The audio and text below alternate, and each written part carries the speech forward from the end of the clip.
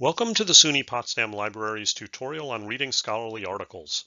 Scholarly articles aren't like books, websites, or even popular articles. Reading them is a skill that you'll need to develop during your time in college, and this video will help you do just that. Scholarly articles can be difficult to tackle when you're not used to them. They're often long, their writing can be dense and full of unfamiliar academic jargon, and they frequently convey complex information. Because of this, they can be intimidating. But you'll be required to read them while you're a college student, and reading a scholarly article takes concentration, a focused approach, and an understanding of how articles are laid out. So let's start by looking at the typical structure of a scholarly article, bearing in mind that some articles, particularly in humanities fields like history or literature, may not have all of the following sections. First, of course, there's the title, which should describe the article's focus.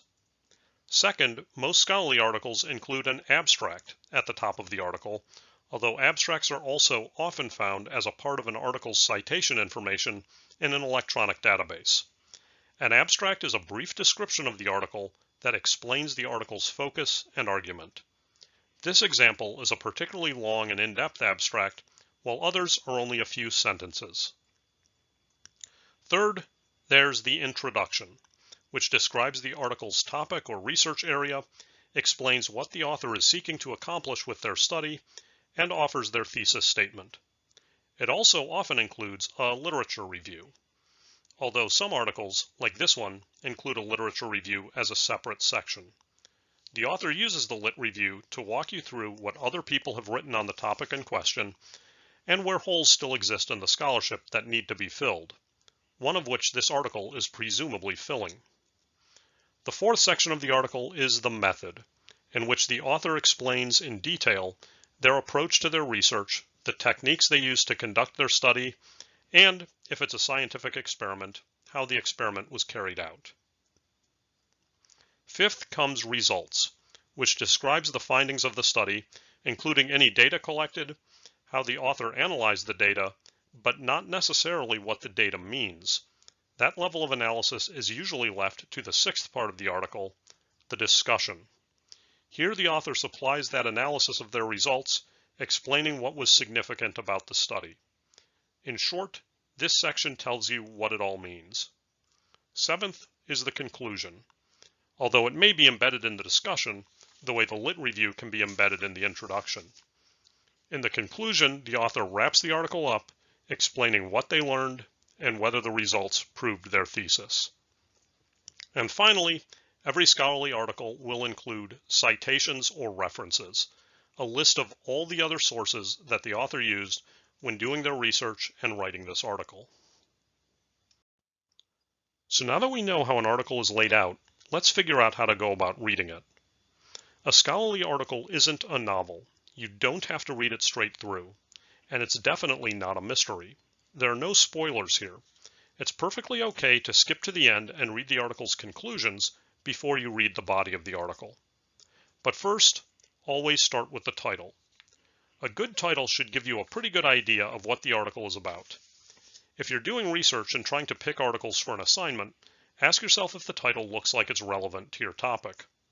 Also, see if it includes any keywords that you might use for additional research, or if those keywords give you a better idea of what the article's about.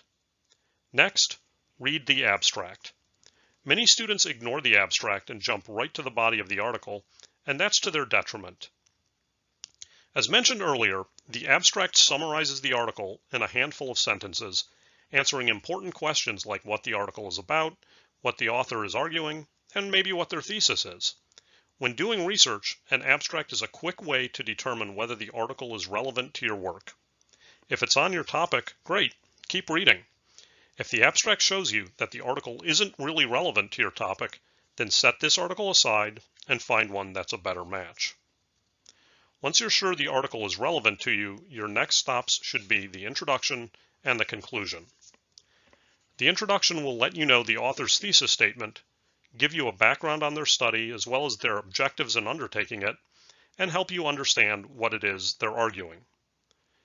When you're reading it, ask yourself what this article is doing that's unique from other studies, and whether it will tell you anything new about your topic and research question that you haven't encountered in other sources before. Also, take note of any questions you have while reading it and look for their answers as you work your way through the rest of the article. After reading the introduction, go on to the conclusion, which will tell you what the author proved in the article. Remember, you're not spoiling anything by jumping right to the end. In fact, it can be much easier to understand the rest of the article if you already know what its conclusions are. When you're reading the conclusion, ask yourself what makes this particular study important and whether the author actually proved their point.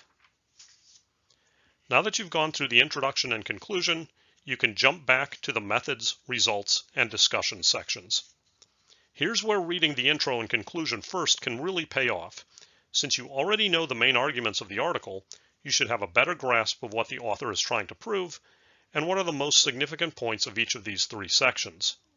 These sections can be dense and complex, so if you find yourself being overwhelmed by data, charts, or figures, focus on the explanation about that data rather than the data itself.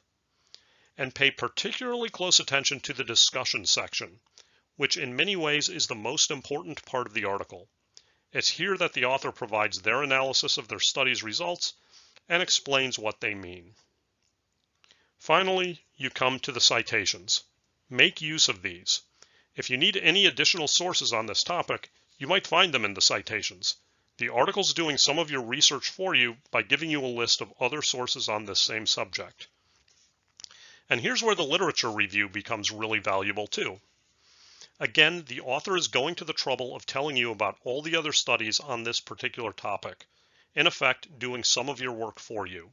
So all you have to do is decide which ones sound relevant and then track them down using the library's catalog or databases. Now that we know the process of breaking down a scholarly article, let's touch on a few pointers for how to absorb its information more effectively. First, when you're trying to find articles for your own research, be sure you have a clear research question in mind. You won't be able to pick out the most relevant articles while reading their titles and abstracts if you're not absolutely sure what it is you're looking for. Don't just go in with a nebulous topic, like, say, middle school education, and hope that you'll just figure things out while you look for articles.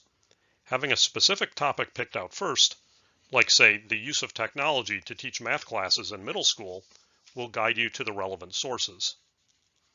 And if you're not doing your own research, but reading an assigned article for a class, ask yourself why your professor assigned this particular article.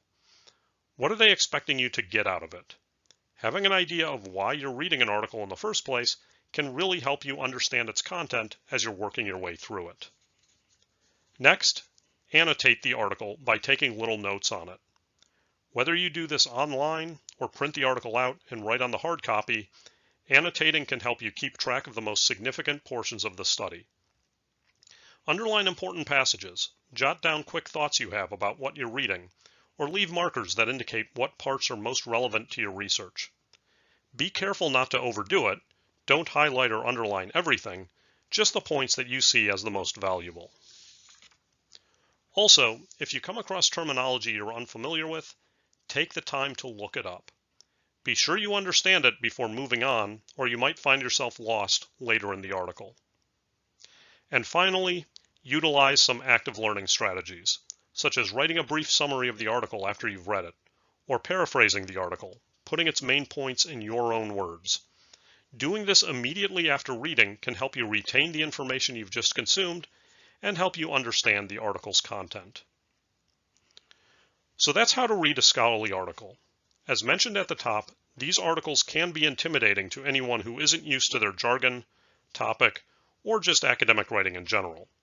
But if you understand the article structure and work through it methodically by reading the abstract and then focusing on the introduction and conclusion before moving on to the other sections, you'll have a much easier time tackling its complexities. And like everything else, it takes practice. So don't give up if the first few articles are a struggle. The more scholarly articles you read, the easier they will get to deal with. And of course, if you run into any difficulties, the staff at the library will be more than happy to help you out.